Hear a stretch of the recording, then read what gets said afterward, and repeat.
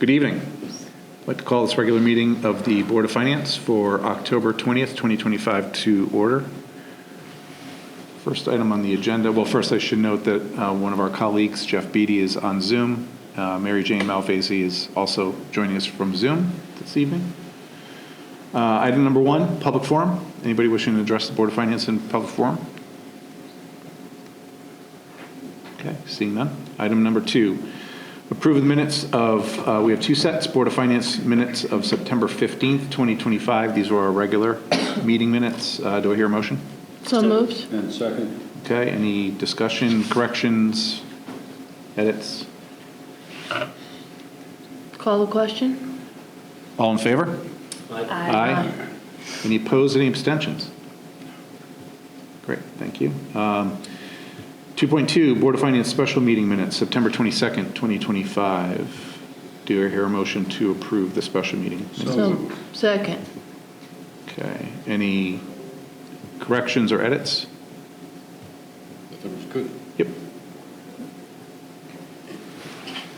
Check to call the question. Call the question? All in favor? Aye. Aye. Any opposed? Abstentions? I believe we might have 2 abstentions. I have, I'm an yeah. aye if I didn't say so. Yeah, I abstained, I was away. You were not there. This is special meeting. Oh, special meeting. Special meeting. I apologize. It's okay. I'm abstaining. No problem. That one was not. Yep. No problem. So Veronica and I had to Jonathan. recuse myself. Yeah. You got it. Okay. Item number 3. No problem. Item number 3, correspondence. Standing Building Committee minutes. There were none. They postponed their meeting, I believe, 1 week. So they met last week at this time. So, or it actually was on the 14th. So we'll move on to Pension Committee minutes, monthly report. Anything on 3.2? I did notice that there were no minutes, but I'm assuming that was a timing issue. I don't know. There was just the investment reports. Yeah. It could have been a timing issue with the way they meet. So I think Mary Jane's trying to. I think it got Okay. delayed to tomorrow. oh, okay. So we'll get caught up then probably I next think week. Mary Jane Mary is trying Jane. to. Oh, Mary Jane. I'm sorry. Yes. We can't hear Muted? Can't hear you. you. You're muted, Mary Jane. She unmuted. She unmuted. It's We on. can't hear you. There we go. Could be something right in here. Yeah. Oh, yeah, this last. Yeah. No, your box is lighting up, Mary Jane. So. It was something. We can't hear you. We can't hear Jeff either, so. What was it? Do you remember? It was up here?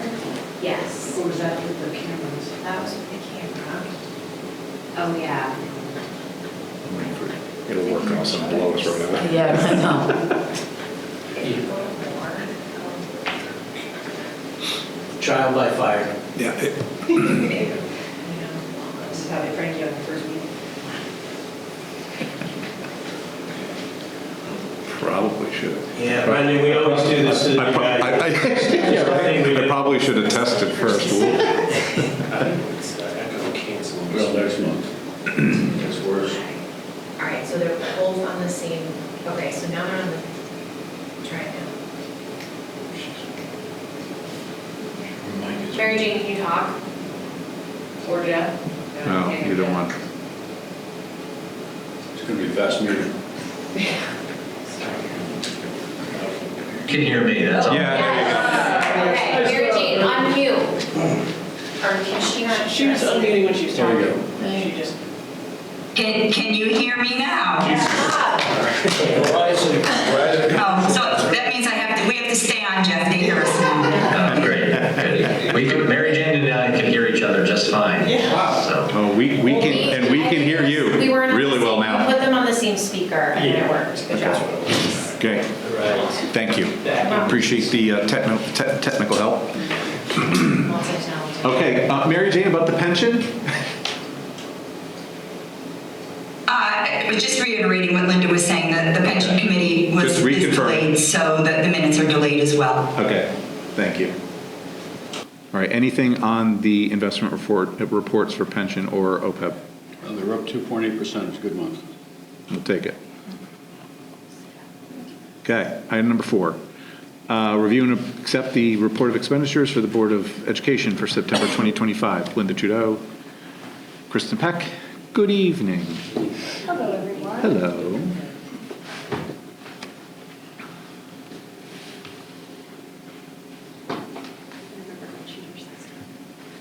I forgot that the board meetings. Okay. Expenditures for September were $5,088,161.58. That puts us at 20.89% of the budget as compared to 22.81% last year at this time. We do not necessarily think that's a reflection of profitability or a substantial savings. It's rather timing and when we've received certain bills and when we've paid certain bills. So that's probably going to wind up getting much closer to even as we continue throughout the year. Revenue for September was $42,242.29. Salaries are in line with where they were the previous year. Employee benefits were a little lower than the previous year, but again, we expect that that will even itself out as we continue through the fiscal year. Purchased services, we're actually spending a little bit less, which may hold. We may wind up finding that we're having a decrease in operational spending. Cliff is working really hard to try to keep that down. So we'll see how that progresses as we move through the year. I don't want to jinx tuition, but so far tuition is looking great. It is way too early to make predictions on where that will end, but we are trending well early in the year. Supplies and materials, same story. We're a little bit lower than where we were last year, but this is primarily due to timing of payments and encumbrances. Capital is lower. We are expecting a reimbursement from the capital lease early October. Did we get that yet? Not yet. Okay. So toward the end of October, Hopefully, yes. beginning of November. Yeah, we'll give ourselves a mini extension. Transportation, we're right in line with where we were last year. And then we have started the non-lapsing education account, which has a small amount in it now, and we will be maintaining interest and keeping up with that on a monthly basis, see how we do.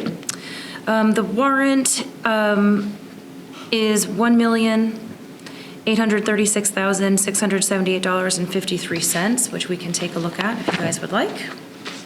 First, do you need to vote on the summary first? No? Okay. All right, so the warrant. Would you like me to go through the warrant and tell you things that I noticed, or would you like to ask Yeah, questions? why don't you go through some of your highlights? and Okay. Might answer some of our questions. Sure. So looking on page 1, there's a Baldwin playground payment for $70,000, and this is a completement payment. So this is now paid in full. This is 2 of 2 payments, so the Baldwin playground is done and completed, and the kids love it.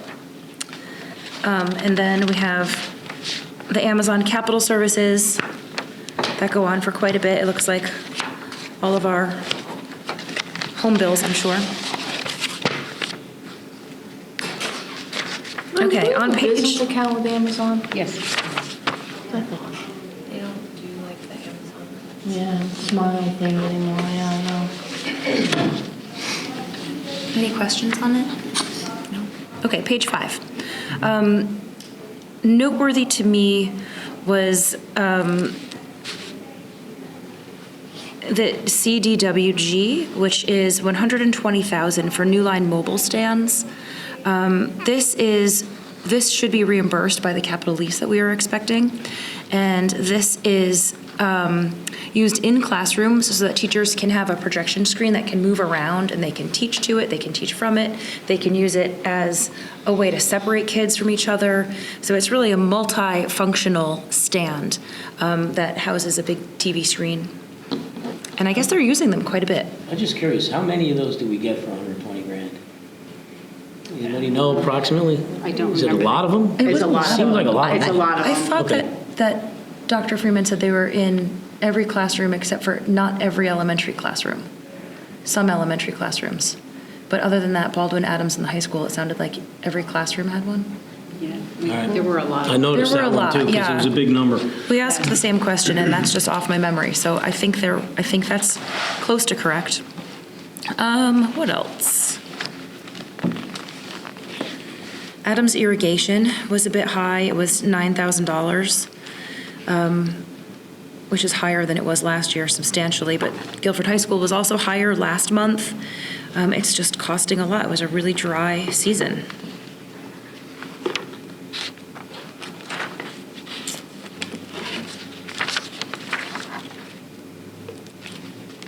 On page 7, I'll just call your attention to Granite Telecommunications. You'll note that we paid March, April, May, and June this month, and that was per the vendor's request. They had a challenge getting us appropriate invoices and asked us to hold off on payments for those. So we had to pay all of those at the same time.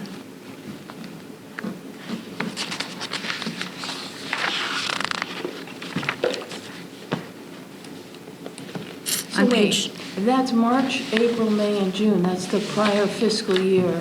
It was on an encumbrance for the Okay. prior year. Yeah, um, okay, Because I knew that we'd have to pay something. So okay. I don't usually encumber a utility, but in this case, I had to.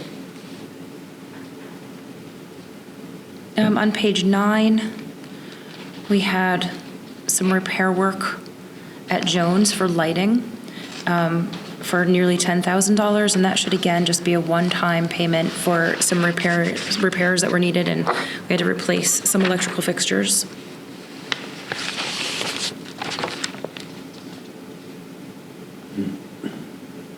Just to go back to that granite for a second, is that, I see different, it's quarterly, seems to be very different numbers. Is this based on usage or dates, or is it cumulative, or we go 3,000, 9,000, 11,000? So the 3,000 was because they went back and gave us credits on bills that we had already paid. So we took a lot of the credits against that first bill and brought it down to 3,000. And then some of the other ones had various credits through it. And we're still dealing with some credits for payments that we're going to be putting through on the bills for this year.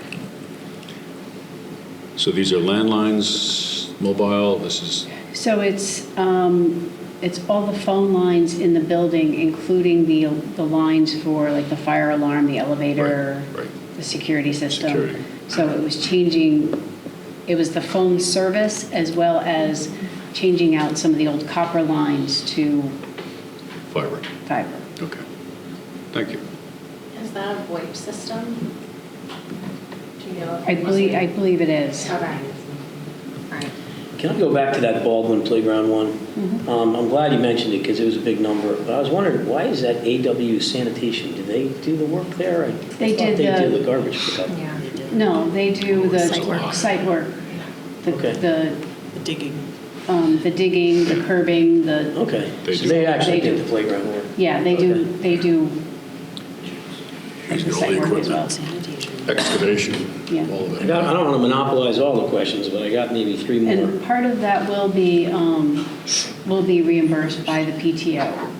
Okay. So there was, we pay all of it and then the PTO reimburses us. All right. Want to field another one? Is that okay, Mr. Chairman? Yeah, it's okay. All right, I guess page 4, I just noticed some software, and I was just curious if anybody knows what the software does. Let me try and find it. Amplified? Yeah, Amplify, and I think it was Dibbles? M-Class. Dibbles, yeah. Dibble. It's a universal screening software.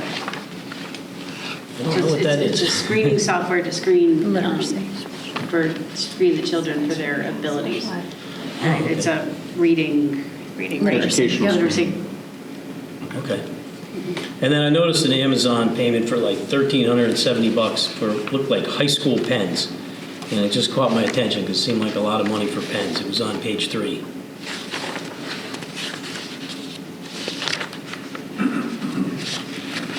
Sixth line down. Yeah, that was probably just the first line of the invoice that they picked up as the description. I doubt it was $1,300. Yeah, it seemed like a I'll lot double for check pens. it, but I think there was. I don't know, my daughter got charged $3 for a pencil. Really? for an art class pencil reimbursement that she lost. Might have been a nice color pencil or something, though. I don't think I have to pay $3. What did you do? The other one I was wondering about was something for Evergreen that looks like an outplacement, and it was for $28,662. It was on page 6. And I was just kind of curious, is that for 1 month, or is that like for a longer period? That's 1 month, Wow. because both July and August were each 28,662.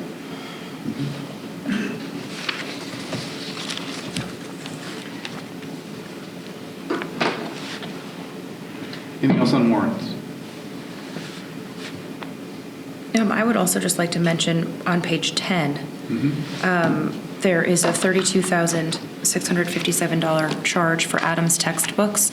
And this is for the ELL state mandate that was an unfunded state mandate that we had this year. So we're starting to see cost coming from that. Okay. And of course, budgeted for. Yes. Well, Not no. a- not a- Budgeted this year. Not budgeted, yeah. Yeah, we budgeted, so it was, a lot of the expense was last year. We did budget some for this year because of this mandate. Okay. Real quick, I just wanted to go back to, before the warrants, just the expenditures. There was one that I saw that seemed to be maybe trending a little bit. It was under, oh, now I gotta find it. Purchase services? No. Supplies and materials. Athletic. It was at, now this is again for athletic supplies and materials, not, coaches or transportation or anything, but seemed to be it's 51%. At the beginning of the year. I mean, it's pretty much the start. I'm assuming there's more expenditures. There wasn't a lot of encumbrance, but is athletic supplies and materials running higher? Is that, because last year it was at 32. Yeah. And the budget didn't really change all that much, so I'm just wondering if that's it's not a huge number, but it's one that it caught my attention. That was like the only one out of all the lines. There were, now that we're so many years after the logo change to the Grizzlies, we're starting to replace uniforms. So there's a cycle. There's a cycle of the uniforms is starting up. So there have been a lot more purchases of uniforms so far this year. And it'll be continuing over the next few years as each team will get new uniforms. So that's some of the added expenses into some of those. Okay. Yes, a question on the warrants. If I could just ask a question a little further down, just below athletic. Textbook seems to be, even though with the textbooks that we looked at just a few minutes ago, is running at a substantially lower percentage. Is that just timing of purchasing them, or? There was a pretty big increase on that too. Budget, it was a $31,000 increase in the budget. So that probably assisted in that lower. That's for some of it, yeah. That accounts for some of it. I know there was an order that is supposed to be coming through for another textbooks, probably within the next month or so. There's one that there was some issue with the order, so it's going to be coming through. But it's mostly just the change in the budget and a little bit of timing. Okay. Because sometimes with the textbooks, they buy them really at the end of the year for the following year. So we won't be buying them yet until a little bit later. Yeah, you wouldn't be buying them in the middle of the year when. Right. Yeah. Makes sense. Okay, Megan? Yeah, thank you. I just had a question about the Connecticut water irrigation charges for the high school in Adams, it looks like. They look pretty high. Yes. Okay. So we asked Cliff Burnham about it, and he said that with it being so dry, they were running the irrigation a lot more. Okay. And they do monitor it. It's they'll adjust it, like when we do get some rain, they'll cut back on it, but because it was so dry, Okay. they were doing a lot They of were doing watering. a lot more. So that's not like a typical No. charge? Okay. No, I looked back, and this time last year, it was a lot lower, but when I looked a little bit further, it was up and down, Okay. depending on Depending on the weather. Depending on the weather. Looks like the golf course too. I got one more. The Muni reconciliation. I don't know if maybe I've asked you this before. What is that item forfeiture funds pension? Is that a pension contribution? So, yeah, so there's, Which one is that, John? it's on the reconciliation page, the fourth page of the, Yeah, about 6 items down or so. on this. Oh, on that one, okay. So when we were switching companies that monitors our, or handles our 401A plan, we found out that we had funds sitting there that were from employees that left that weren't vested for the funds. So this funds come back to us and was just sitting there. Oh, I see. So instead of us making the contribution to the fund for the employer share, we are using the forfeiture funds to fund this, the contribution. Okay. So it's just recording the use of those funds. Yeah, it makes sense. You didn't Instead- owe it to them, so you just Right. put it in the pool. We don't owe it to them, it was money that was coming back to us. Okay. So we're just using it. All right, I didn't recognize that one. Yeah, it started towards the end of last school year, Okay. or last fiscal year. Okay. I thought I was going to stump you. I was just trying to figure out how to explain it. Yes. Thank you. Anything on meetings or agendas or any of the other items that are on here? I have questions about Yes. the meetings. So there's a lot of Yes. cell phone policy conversation and then start time conversation. So I wondered if you could just update us on where the cell phone where the cell phone policy is, what the potential impact to a future budget could look like or will look like, would be helpful. Sure. So for cell phones, we've had about a year's worth of conversations.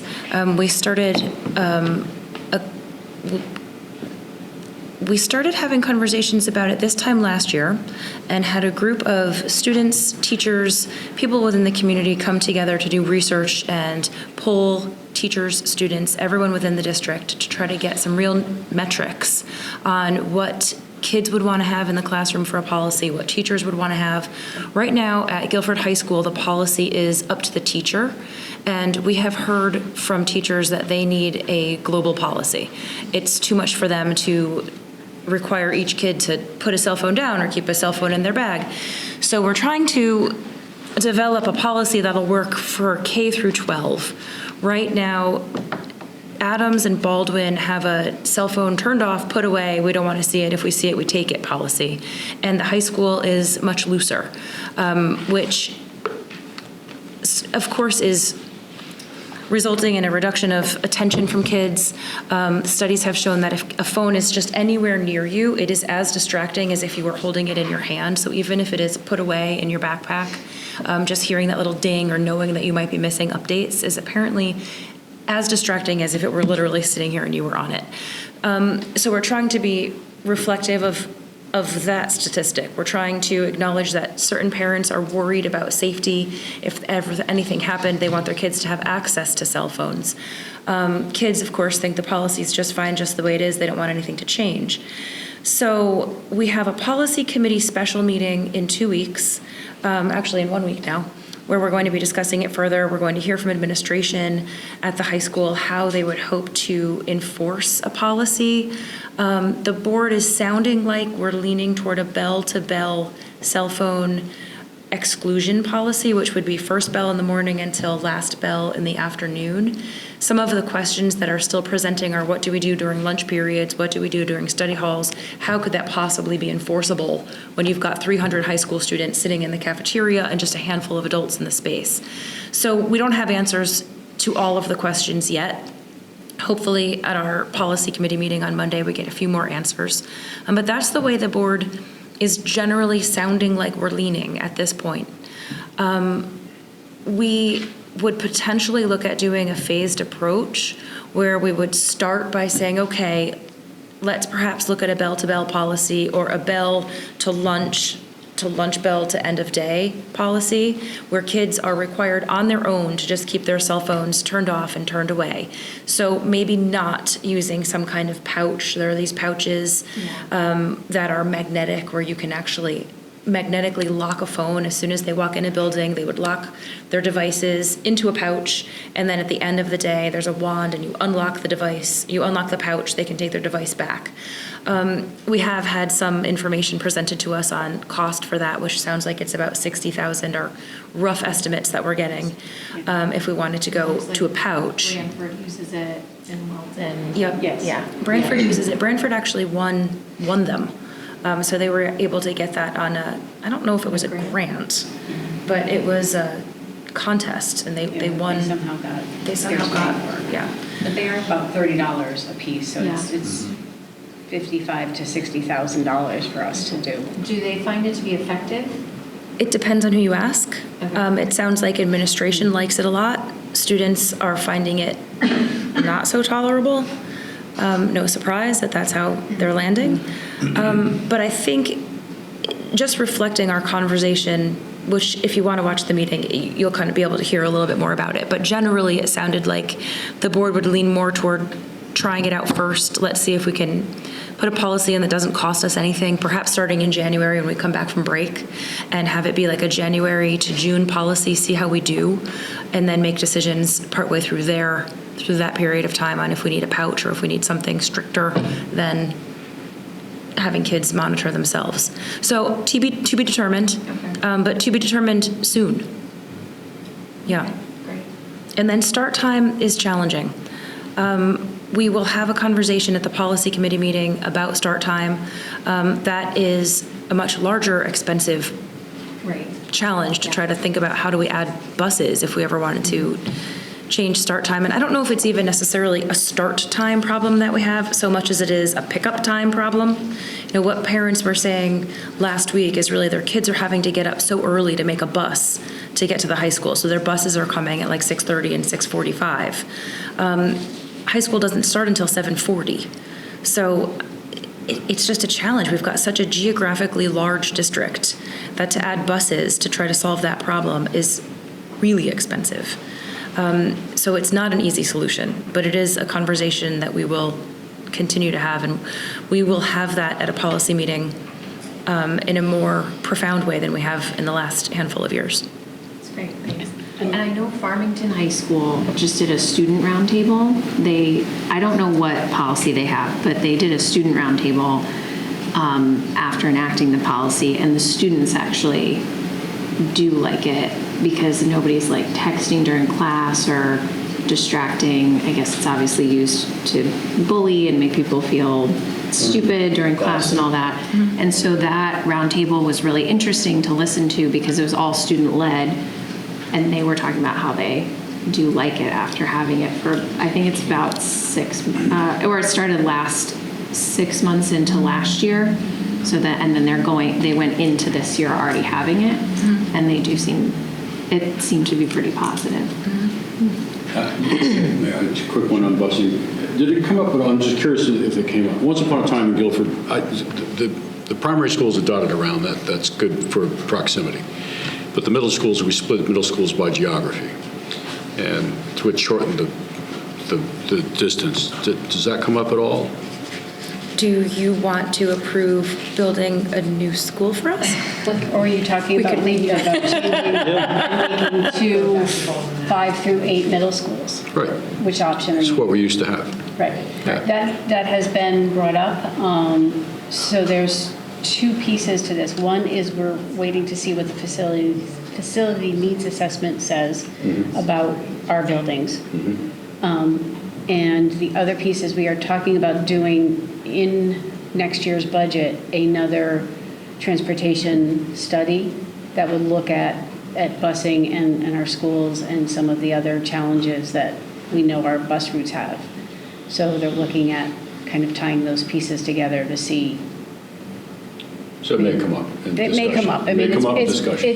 it's been talked about before, and it may come up again. And both of those options have been mentioned already. Okay, thanks. I read in the meeting minutes, so I'm going to bring this up, and I know it comes up usually during budget season, about someone did some research and said that it's not true that you have to provide a bus for every student. No, it is true. It's a federal Say law. that again, by the bus? Someone said, I'm just saying, is there No. any truth to that? There's no Because it truth comes to up that. every year at budget season, and it's no, by law, whether it's state, federal, whatever. It's a federal law. A student has to have a bus seat provided on to a them, bus. A seat on a bus. Yes. So you can't say, well, this, right, I mean, you know what I'm getting at. Yes. Because that, obviously, that would probably have some real impact on cost savings, but if Well, that's one of the criticisms. If that's federal regulation, then it's not even worth discussing. But I saw someone said they did research and it was like not true. It was in the public comments. I'm not going to quote any names, but I read it and I was like, wait a minute, every single budget season, we go through this. Can we just nip that now? So, Because that's one of the biggest comments that we get is that I see empty buses going to the high school. I see because 3 every kids on a kid bus. Does this go back to that so many kids are driving that maybe you could estimate that and try and make a thinner bus amount of buses? Okay, You can okay. still, you have the same number of miles driven Yep. with shorter buses. So it wouldn't save anything. and I appreciate the fact that we're straying a little bit off of cell phones. And, Yeah, sorry, I'm sticking to. The whole bus thing kind of, we went off on a tangent, but I would have asked that question anyway, just because I read it and I was like, wait a minute, it comes up, can we just clarify? Done, thank you. We don't need to discuss it anymore. Right. Board, is there anything else for the Board of Education? On anything? I did send Linda. you the tuition report. Tuition, Which it was briefly Briefly mentioned. mentioned, and it is right now looking It really looks good, but what I did notice is the budgeted quantity on the private outplacements is like much lower, like Yes. I want, if I'm doing the math right, like 50% lower. But the cost is like $400,000 more. Right. So it doesn't matter what the quantity is, it's the quality of the education that's needed for those outplacements, right? But then it's the flip side on the public tuition and all the others below. So, again, the numbers are much lower, but that corresponds, that proportion almost completely corresponds percentage-wise. It was just interesting that you can never really, you just can't budget for it. It's just impossible, I have included costs for a couple that are Was that the 150? pending. No, they're included in with the private tuition. Oh, they're in there already? Yes. So there's a couple that we're trying to still work out the final placement. So I've included costs for them, but I didn't net it out with the excess costs. So that could change a little bit, might be a little bit why, there'll be some excess cost depending on what the final placement amount is that we'll get back. So that will decrease that a little bit. Okay. Do you know how many students are in the open choice program? He's at 6. I think there's 5 or 6. Okay.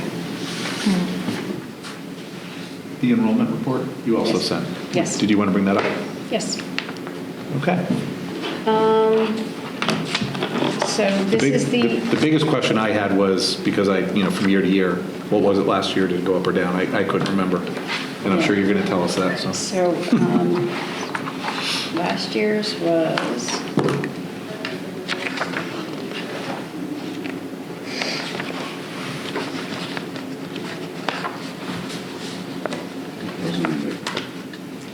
$3,054, so we are down. Now, when we looked at what the last demographic study said, if you remember, the old one, which actually ended last year, had us with a very sharp decline of students all the way through 24, 25. The new one had us kind of staying a little bit more stable. We are down slightly from that. But one of the things that we don't know is what did the change in the kindergarten age do to our enrollment? Is that going to have an impact? So we're down slightly from what the demographic study says, but not anywhere near from what the original one was. And compared to some of our surrounding districts, we are holding a lot better than what they were. And what about Calvin Leap this year? Do you have to, are we offering for folks from Cox to go to LEAT, or do you feel good about the numbers in LEAT? The LEAT numbers are great. The Cox numbers in certain grades are a little high. We did not offer to have Cox kids go to LEAT, partially because that would be such a moving target. Like, you would have to change that year to year to year based on Seems like it's setting neighborhood precedent that schools. it's just that, what school do you Yeah, want to go to? we did offer that, I think it was 2 or 3 years ago, when we had larger class sizes at Cox and smaller class sizes at LEAT. But we don't have the same small class sizes at LEAT that we did 2 or 3 years ago when we offered that to Cox parents. And 0 Cox parents took the district up on that offering. No one wanted to redistrict their child. So we haven't talked about that as an option this year, but we do have some classrooms that are reaching our maximums in terms of numbers. We've got a first grade at Cox that's at 21 and 22 kids, and that's approaching our highest limit. And that was one of the comments at the public hearing the other night. That was a lot of the comments at the public hearing, yeah. Lakes, the 4th grade at Lakes, is that, so is 72, is that 4 classes? Must be, right? Let's see. Yes, 4 classes of 18. Because otherwise it wouldn't meet the class, I don't think it would meet the class size, I think right? that can be up to 25, I think But is the class. No, that would, It that is would grade. probably cause a rebellion, so. It is 4 grades. It is 4, It is okay. 4 grades. It's a Because I tricky noticed that was question. the high number. It really is a tricky question. The Yep. enrollment numbers are, we have our parameters, and then when we reach the high end of it, parents get concerned. And I did read that, and it's shown here, the 946 for the high school fell below 1,000. I think Yes. Dr. Freeman was talking about that, but it's projected to go, based on the projections of the previous classes, it's going to pop right back up. Yes. And we did add a kindergarten section at both Lakes and LEAT. And those are unbudgeted positions that were added this year. We do not plan on carrying those positions into next year. But right now, we did have to add based on the size of the kindergarten enrollment at those 2 schools. And the pre-K program, moving some of that to LEAT, did that add staffing, or was that just a movement of building? There was a budgeted position that was added last year, but otherwise it was all done with the existing staff. Have there been a lot of parents who wanted to have their kindergarten kids have apply for the waivers for their kids? I'd say we had about 10 this year. Yeah. About 10? Yeah. About 10, About yeah. 10. Does everyone know what Jeff's asking about? Yeah. Yeah. Yeah. We've had, No. No? so if your child is born between September Is 1st. the age limit, Jonathan? the age that- limit You have to to when be, you can. The you have issue to be with- 5 now by September 1st to start And they ask for a kindergarten. waiver to just It used to put their be- kid in anyway? Yeah, Because it was they're young? By December It started, 1st. Right. Well, they it was have to Their be. birthday's on the 7th or something. There was a state statute passed last year. Typically, you could go to December 31st. You could turn 5 by December, but you could start in the fall. But now you have to turn 5 by September 1st. So if you don't turn 5 by September 1st, You gotta wait. you gotta wait a whole year, or you apply for the waiver. But you are allowed. So 10 decided to do that? Yeah, about 10, so about 10 Students are 4-year-olds. evaluated to make sure that they are truly ready to go, and Yeah. then it goes before the board to be approved. And it's been about 10 of them. Is that waiver going to be a permanent offering, or is that just to kind of mitigate the people who expected their kids to go and for a few years? Any idea? I don't know the answer to that. Yeah, I'm not sure. I know it was originally started, sorry, I just am on these committees for my other job. So it was originally started because there was like a daycare shortage then. Because you had people that Expected to were move supposed to like age out or move on from daycare. And so it really impacted all the daycare systems because then they couldn't move people up or to other classrooms. So I think that's how they developed ultimately like the waiver to try to like balance out. Try to balance out as much as they could, because what happened is then it delayed everybody else that had a slot in pre-K or daycare or whatever. It just pushed everything back in terms of the ratios. So I assume they're just going to keep the waiver and see who uses it, but I don't know if they'll revisit that in the future. But the immediate issue was it passed and then it was enacted and there wasn't like a lot of thought around how it was going to impact the early childhood space. So that was, I think, the initial reaction to the early childhood sector. But I'm sure they'll look at it again. Yeah, we haven't heard anything about the waiver ending. Like, we haven't heard an end date for it. Yeah. But we haven't not. Jeff, was there anything? No, well, actually, just going to the other end of the spectrum, has there been any talk about, we kind of got surprised with the extension of the coverage of adding another year for kids who are aging out of certain programs. Has there been have you heard any rumblings about schools being having another year tacked on to, 23 now, and then it would go to 24, I'm guessing? So I'm just curious. I have not heard that. I have not heard anything on that. Yeah, it was 22. 22. Yeah, it's just the 22. I guess I have one. Random policy question that could impact us or not, and maybe you haven't heard anything on it, but it's on the issue of homeschooling, because I know that that's been a big issue lately. It's been in the news, but there's a lot of talk, at least at the state level, around what the role of school systems should be in homeschooling. Have you guys been involved in any of those conversations yet? Whisper. Okay. Interesting. All right. I'll keep you posted then. Thank you. Anything further for the Board of Education? No one wanted to know about the bat at Cox. Yeah. It was the only fun thing on the Bat? warrant. Yeah. We had Inside the school? Yeah, in the gym, we had an eviction and relocation of bats in the gym at Cox. Yes. Any video available on I that? know, right? I don't know. Posted somewhere? That's plural. I have to ask, because that must be hysterical. Geez, I don't know. I don't know. I think didn't the way say. It just said I think it eviction said bat and on the relocation. invoice, but it just said bat eviction. So Bat eviction. On the invoice. Because you can't just get. They're Just let the kids technically go. endangered species, so you can't just. So you have to evict You them. can't just catch it and no. Catch You them, have to bring give them somebody good talking in. to. Sorry, and pay up. You have to relocate. You have to evict and relocate the bat and Get 'em a then. new Oh, I want to see the invoice for that. I have it. I didn't know. I also have the one to clean and sanitize the gym afterwards because of the mess that a bat leaves. But yes, yes. In the gymnasium, the indoor gymnasium or the outdoors? No, indoor. Wow. Oh, Wow. I thought it was that. Was this October? Was this get close to Halloween?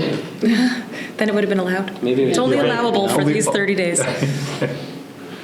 Get a 1-month stay. Yeah. Okay, anything else we want to divert Got 2 to? kids at Cox. You think I would have heard of it? Going once, twice. Otherwise, I'll entertain a motion to accept the report of expenditures to the Board of Education for September 2025 in the amount of $5 million, I gotta get to the number, $5,088,161.58. So, second. All in favor? Aye. Aye. Any opposed, abstentions, recusals? Thank you. Thank you. Thanks, everyone. It was so nice to see all of you. Nice to see you. Nice, Kristen. And we had a little fun with it, too. Now let's see if we could do the same thing with Mary Jane. Hi, Mary Jane. I guess not so much. Item number 5, review and approve the report of expenditures for town government for July 2025. Good evening. Good evening. Try not to cough through my report. We start with revenues. At the end of September, 25% through the year, we have brought in 51.5% of our revenues. I will note that many of our budget line items have increased, which does cause some skew when you look last year to this year. Otherwise, all of our departments are coming in where expected at this time. I just want to note on the very bottom under other departmental, which is our state grants. Last year at this time, I came to you to report that we had budgeted for a grant that we were not going to receive. And if you remember, that did affect our numbers at the end of June 30, 2025. This year, the adopted budget for 26 from the state is actually higher in 2 line items than we originally budgeted at the time, and that's Town Aid Road and ECS. So I am anticipating this year an additional $300,000 in additional revenue that was not budgeted. So good news this year on the revenue side. Are there any questions? Just golf, maybe. I'm sorry, what? Maybe just ask about golf, the golf course. It looked like the membership had almost just no money coming in from memberships. Closed in September early. Well, they closed. Well, the golf course has unfortunately been closed since September 1st for repairs. I don't believe it's open yet. I saw the chairman just last week. It wasn't open yet. So repairs to the course. So we are behind on revenue in the golf course this year. Okay. Mr. I Chairman? thought the memberships would be paid in advance. No, it's not membership, it's greens, it's predominantly greens fees on people who show up and do it. Okay. As you may or may not have heard, there was a mistake made with the application of fertilizer with a binding agent that was not sufficiently watered in time. We lost the greens and the tee boxes. The commission moved forward. We have a plan in place. They've already replaced all those with sod, at least the tee boxes, and they've replanted the greens. But the good news is that our CCM captive insurance company that provides our liability and property casualty insurance has agreed to look closely at a claim. And as early as recently as last Friday, they asked for all the costs related to the repairs, but they also asked for our revenues for the previous 3 years to project revenue loss during that same period. So those are the right years. They were pretty good, right? If you're going to pick any three, those are the three. So it was an unfortunate incident. I got some emails from some members who said it was tragic. Well, tragic is a little bit more substantial than losing the ability to play golf, but it was certainly unfortunate. And the commission is looking at some kind of remuneration for the members who paid in advance for the year to give them something back. And clearly, if we wind up with an insurance claim that gets paid out, we probably have a pretty good chance that we're going to take care of those annual memberships. So. Yeah, it's a strong commission. They'll figure it out, I'm sure. But more importantly, it's our captive insurance company that, for those who don't know it, is owned by CCM, which is our trade and lobbying organization, who provide insurance specifically for municipalities. I wonder what it's done for pickleball. Maybe a little balance there. There you go. Okay. Anything else on revenues? Any questions? Okay. Expenses. Similar story on the expenditure side. Most of our departments are running about where we expect at this time. The one thing I will note when you're looking at last year to this year, purchasing department out of finance instituted purchase orders for utilities. So that encumbrance line for the end of September includes about $300,000 of utility encumbrances that we have not done in prior years. So that does increase the obligation, the percentage obligation at the end of September 30. So that's something new we've done this year. Other than that, I really don't have anything to report differently from last month, so I'll take questions. Just one. Go ahead, John. Communications just seemed to run a little high. I was trying to look at the details. Are they paying all their repairs and maintenance up front? Is that? Yeah, I think we have a lot of our telephone expenses come out early on. Go to that. 0134.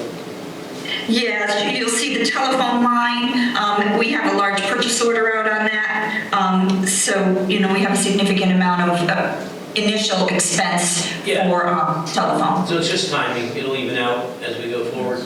Correct. Okay. Yep. Anything else on expenses? Do we still have open bargaining, collective bargaining going on Oh, yes, for salaries? We settled the government supervisors, GEA, government employees. We still have, we settled fire, we still have police open. Okay. And I think that's it at this point. Okay.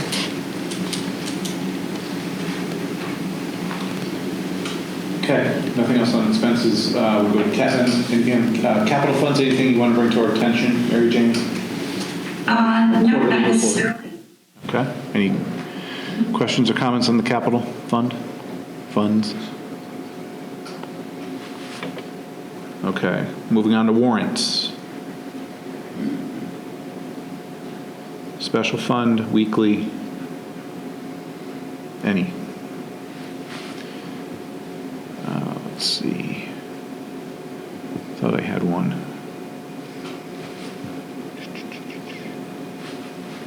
Capital warrant. Which one was it?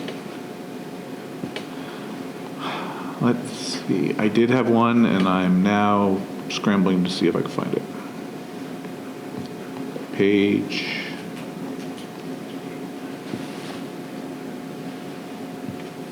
Page 12. Under capital, there was an expense of almost 13,000, emergency AC installed town hall second floor, phone server room. Just concerned. I guess my question is, number one, it obviously was an emergency, so it was a surprise. Did that kick off any kind of other, maybe we should be prepared for more surprises at town hall? Or I know it's an old building. I get that. And it's well maintained. I'm just wondering if there was. The server room is on the second floor. It's basically built into an alcove and has had venting, fans, et cetera, which was never really sufficient. Right. We probably, quite honestly, should have addressed this in the capital budget earlier. But when we saw some temperature spikes after we added some new equipment, we realized that we had too much at risk not to move forward and do that. So. Okay. So it was more of a supplemental because of new equipment going in there. It's part of it. Then it all broke down and there was any issues with the servers. Yeah. So it was everything ended up at the end of the day being fine. You got it. And it's complete, and we're not getting any alarms from our servers or any of the equipment that says Got it. You ought to cool the room down. Okay. Anything further on warrants? Medical. So on the medical side, you'll see that for the month of September, we had about just shy of 1.4 million dollars in claims, when our budget is 1.2. On the catastrophic claims, we are at 7.2% of our claims at this point. Total claims hitting the halfway mark of 87.5 is $865,000, up 2 members from August, and our total claims over our full 175 is up 2 members since August at 122, putting us at 7.2%. We've caught up with all of the amounts that were due to us. For stop loss, you'll see at the very bottom, I have a very small receivable of about $3,000 at this point. So we have caught up with all of that, and that seems to be going smoothly now. I am showing a projected surplus of $430,000. So we're hoping that will hold enough, at least for the first half of the year when things start to change for our deductibles. As I've stated over the past few months, it was our goal to make sure that this budget for 2026 more accurately reflected where we were in claims. And as you can see from the numbers, so far they're doing pretty well. We did adjust our fund balance at June 30 to bring the IBNR up to $1.38 million. It was just over $1 million the year before. So when you look at our fund balance at my estimated fund balance at the end of this fiscal year of $123,000, that does not include the 1.38 of IBNR that we have holding. So we are still less than a month in our fund balance, but hopeful for the year moving forward. Do you have any questions? Actually, less than half a month, it looks like. Yeah. Yeah. And we'll be working with our consultants shortly to begin next year's budget. Right. Glad you're optimistic, though. Well, maybe, I mean, I know for us, since we have to go out to bid, the increases are like 40% in the market, or that's what we're seeing when we're going out to bid. Are you guys going to be impacted by people getting kicked off other sources of healthcare? No, remember, our costs of healthcare are largely predicated on our experience with our captive pool, which is a question I would ask MJ. I was going to ask the question, and I think this is what we need to understand: is the projections are based on the trailing. Was it 12 months or 15 months, MJ? I think we're up to 15 or 18 months well, now. Then that is good, because we had a substantially high increase in that trail at the tail end of last fiscal year, which is what predicated a lot of what created the increase for us. So if it's an 18-month trailing, I think we're in a little better shape. But everybody is facing crazy numbers on healthcare costs. Not to let the cat out of the bag, but in discussions that I had with the police and the fire union, we have agreed over the next 12 to 18 months to take moving away from a self-funded plan to maybe a partnership plan. We're familiar with those, but I understand a partnership plan is under a significant amount of pressure. So there are no safe havens, right? Yeah, it's just how much you pull the risk. And the risk. So one of the things that we need to be careful about is not diminishing our pool. Right. Something we did with the negotiations with the fire department a year and a half ago was we moved them out of our plan and moved them into the IAFF plan, which diminished what we could spread the risk across. Although that tends to be an organization or a group that has high utilization. So one of the things we need to be very careful about is migrating them out. The police department has been very aggressive in looking to go to the partnership plan. That would be another 42 or 44 bodies that would take out of the risk pool. So in my conversations with them during negotiations, which I feel free to talk about, is if we were to start down that path, we're looking at a union for move to the partnership plan, we would have to do a full-blown evaluation of what the impact is to the balance of the risk pool and whether or not we should move the entire thing, which would then require opening up negotiations with each one of those unions, which I think I mentioned earlier, we've already settled with a couple of them. So but it is something that I committed to do over the next 12 to 18 months to start to look at the alternatives and do a viable examination. One of the things we also need to be very careful about is, and MJ just talked about what we have in our reserve account for our medical account. We have, I think, MJ, we got about a month right now, right? Between IBNR, you have to include IBNR, plus what we have in reserve, because you have to buy out the trailing months Right. of coverage which haven't been billed yet. Right. So there could be a significant cost to us to buy out the Right. remaining portion of what we're going to owe on INBR. Right. But you just heard it's trending better. Right. So that might not be such a difficult situation. Right. But those are the kind of evaluations we're going to make. But you could use unassigned fund balance.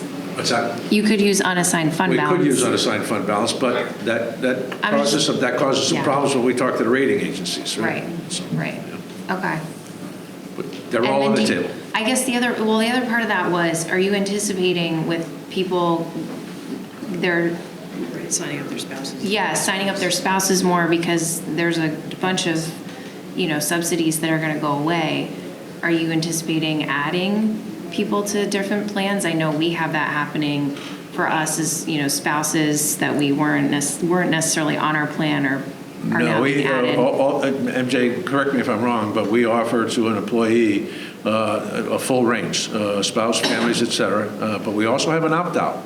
And we have a significant number of employees who are covered by a spouse in a Yeah. different plan, and that opt-out is available to all of them as well. So, but it's. I just wasn't sure if you were anticipating them coming onto your plan, since there's a bunch of plans that are getting eliminated. And that's what we've been yeah. seeing in the market, is like there's plans that are being eliminated, so they're coming onto our plan. Yeah, well, that obviously increases our risk pool. They have the right to do it. Right. But they will also pay the premium car share. Right. Let's not forget that. I think most of them are in the 20% range, 20 to 21% range, MJ, on premium car share. Yeah, and I haven't heard anything from HR about people coming onto our plan for that purpose at this point. Not to say that it won't happen, but not yet. Okay. Thank you. Anything further on medical? Anything at all for Mary Jane Town Government? Okay. I will entertain a motion to approve the report of expenditures for the town government for September 2025 in the amount of $2,915,328. So moved? Second. All in favor? Aye. Aye. Aye. Any opposed, abstentions, recusals? Okay. Thank you, Mary Jane. I believe with the next couple items, you'll probably also report. So item number 6, discuss and take possible action on transfers. 6.1, consider and take possible action to transfer $37,111 from reserve for personnel.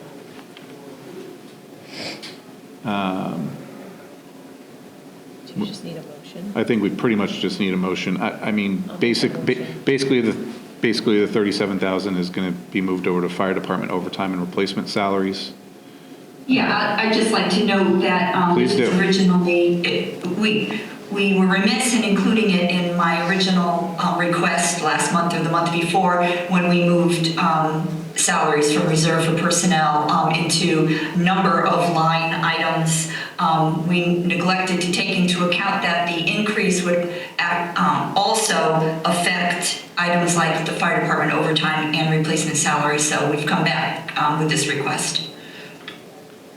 So for Megan, I'll have you make Yeah, the I can motion. make a motion. I'll just put for secretarial purposes and a motion to transfer $37,111 from reserve for personnel into budget lines for fire department OT and replacement salaries to cover changes made to contracted salaries after fiscal year 26 budget was developed, I should say, was developed.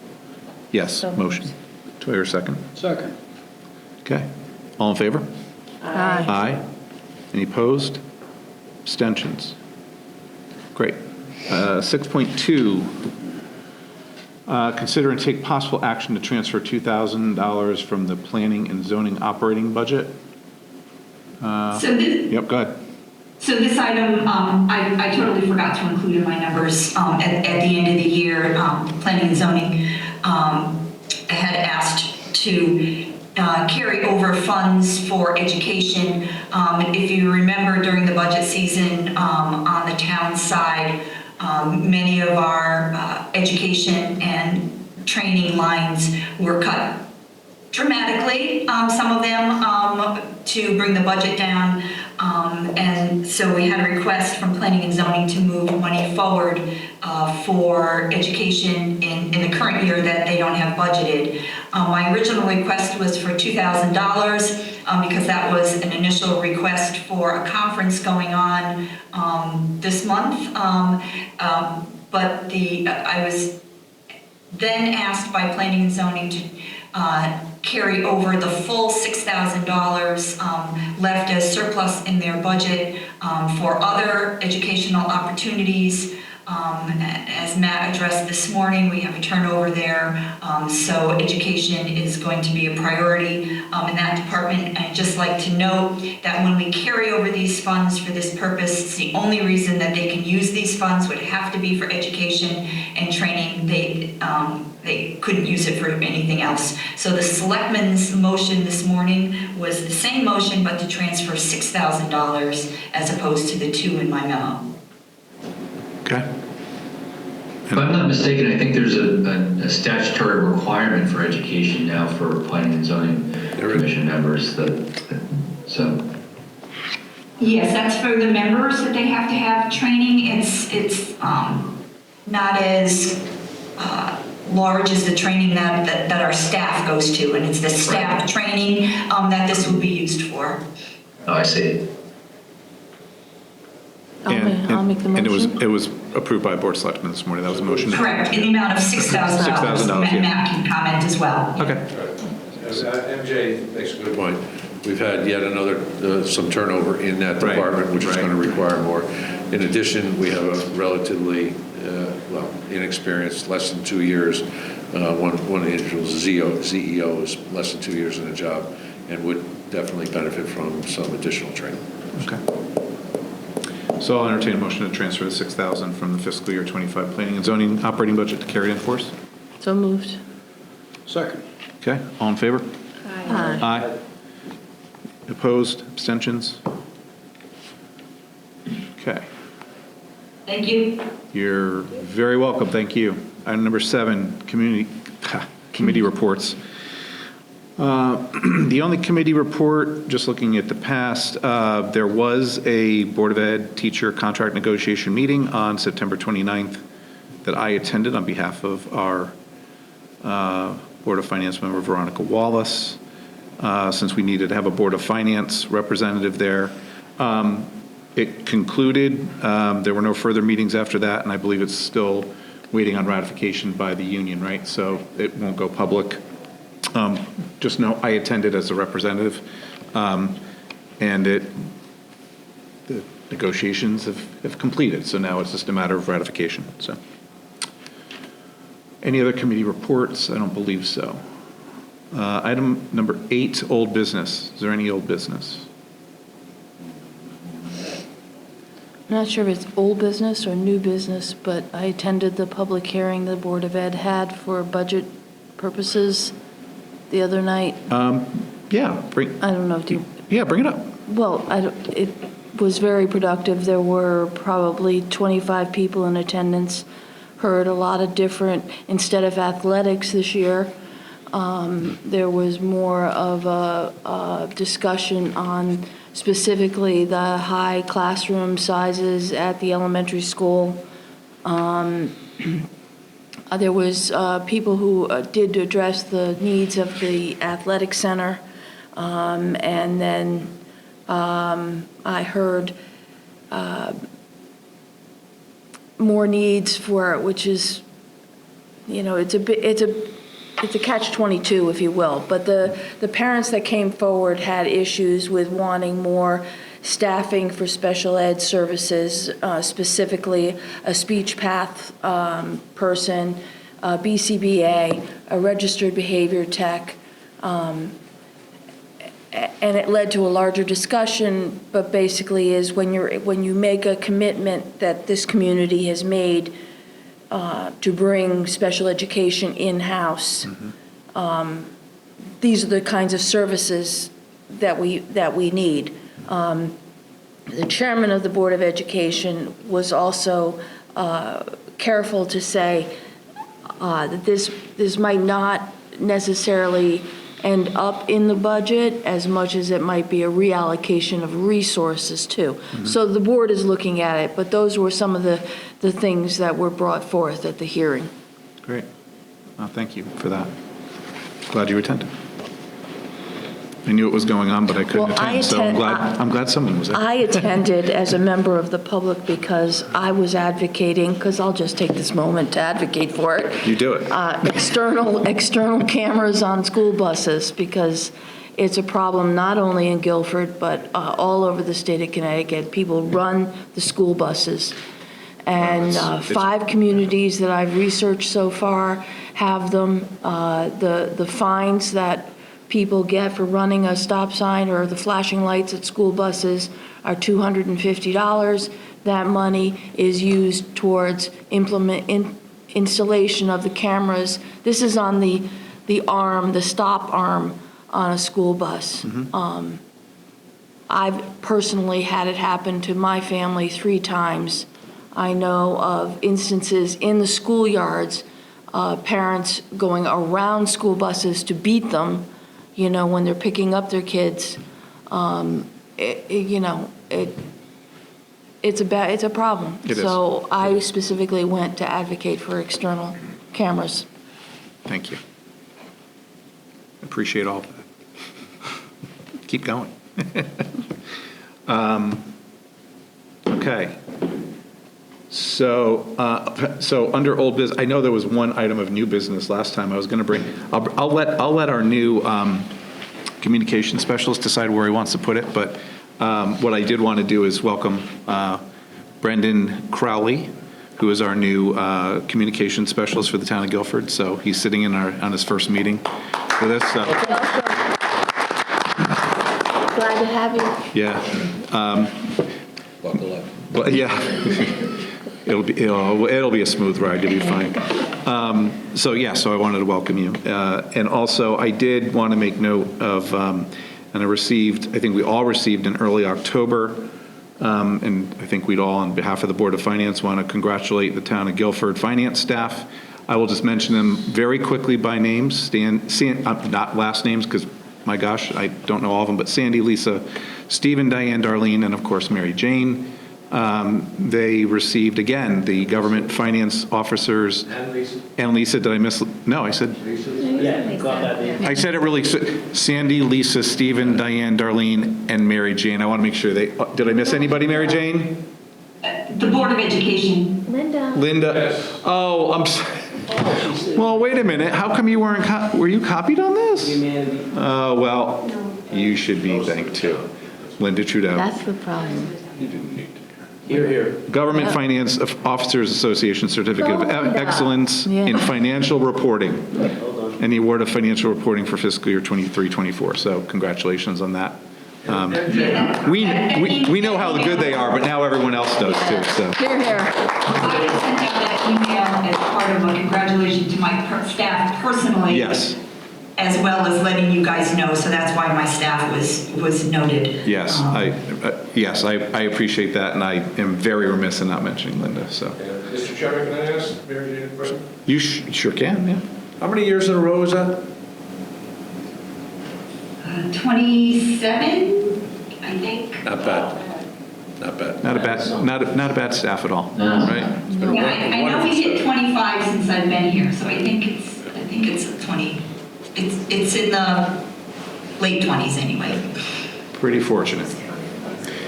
Anything else under old business? Okay. Actually, that was new business. Well, actually, that was new business. That was all new business. There was. Okay, hold on. There might be a couple, and I have one as well. So, Mary Jane, go ahead. Yeah, I just had a couple things I wanted to give you a brief update on the audit. Oh, yeah. I thought you'd be interested to know that the transition from CLA to CBiz went very easy. We had a couple of hiccups that I helped Kyle balance from last year to this year. Very, very minor, just a matter of how we were looking at the numbers.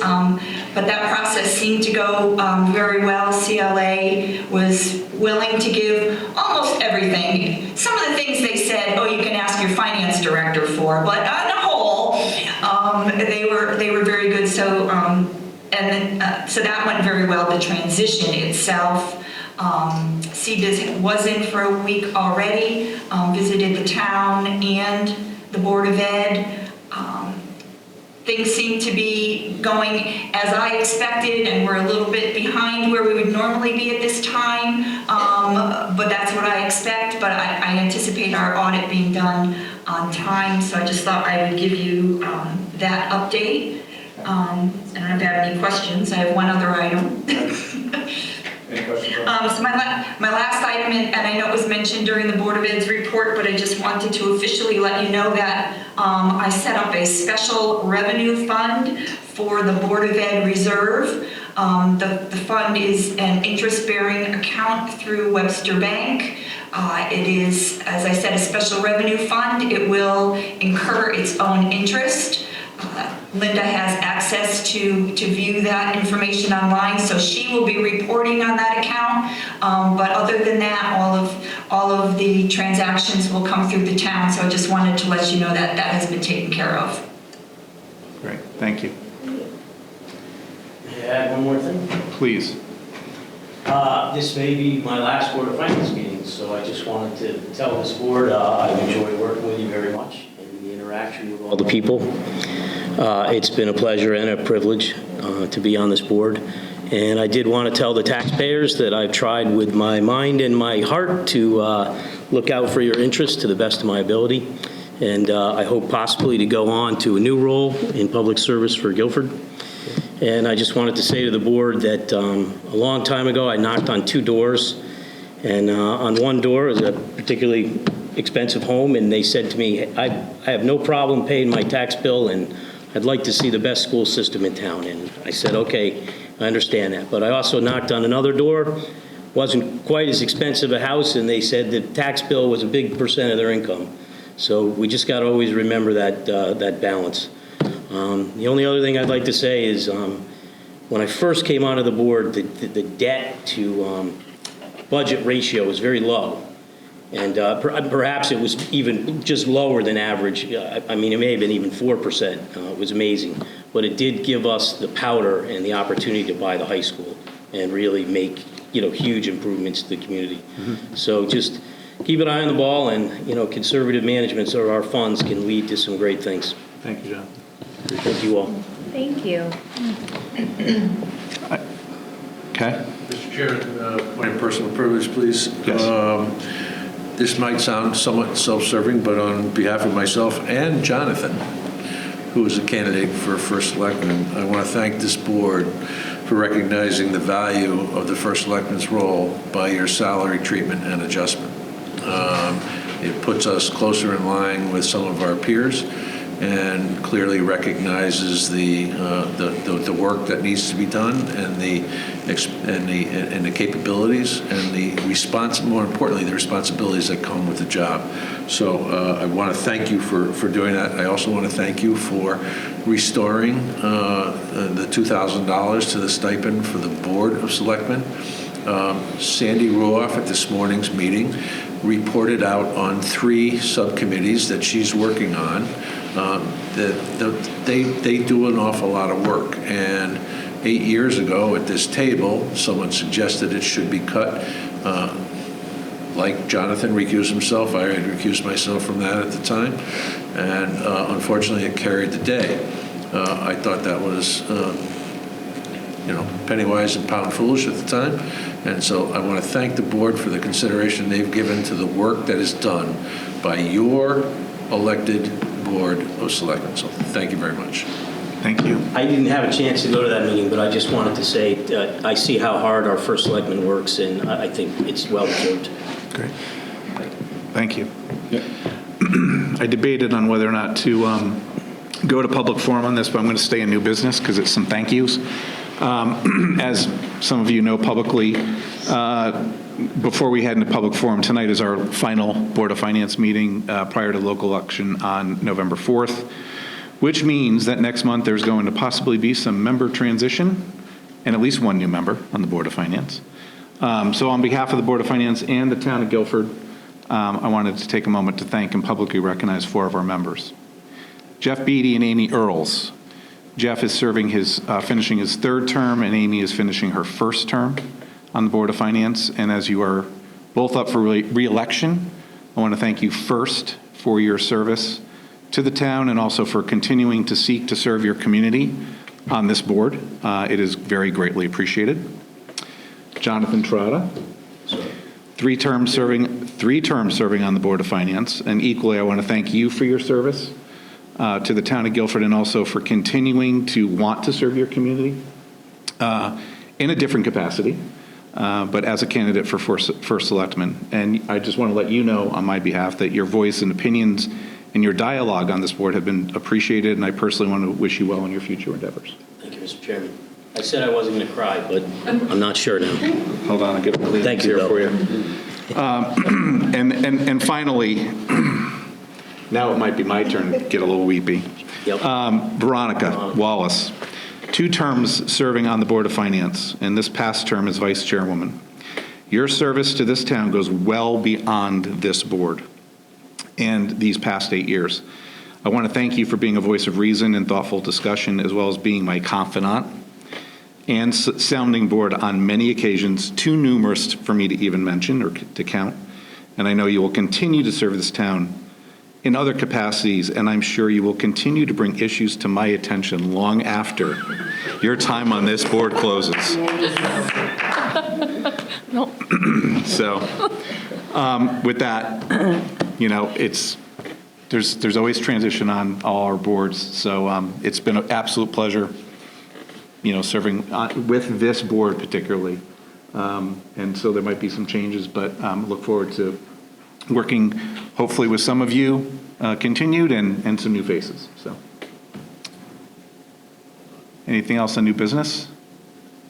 I would just like to second what you said about Veronica and just thank. I've enjoyed working with her, and I also think it bears worth noting that she will end her term as a member of the Board of Finance, holding the record for the shortest meeting.